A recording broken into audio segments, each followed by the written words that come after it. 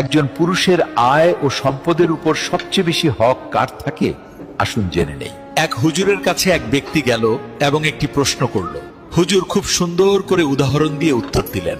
হুজুর বললেন, যদি একটা পুরুষের কাছে তার পরিবারের কাউকে খাওয়ানোর মতো মাত্র এক বেলার খাবার থাকে, আর সেই সময় তার ঘরে তার মাও ক্ষুধার্ত, তার বাবাও ক্ষুধার্ত, তার বোনও ক্ষুধার্ত, তার ভাইও ক্ষুধার্ত, তার মেয়েও ক্ষুধার্ত, তার ছেলে ক্ষুধার্ত এবং তার স্ত্রীও ক্ষুধার্ত, তখন ওই এক বেলার খাবারটা শুধুমাত্র তার স্ত্রীকে দেওয়া তার জন্য ওয়াজিব হবে, কারণ ওই খাবারের ওপর বাকি সবার চেয়ে স্ত্রীর হক বেশি।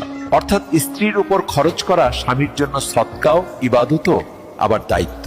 কারণ স্ত্রী হলো এমন এক আত্মীয় যে আপনার রক্তের সম্পর্ক নয়, কিন্তু তার বিশ্বস্ততা দেখুন কত গভীর।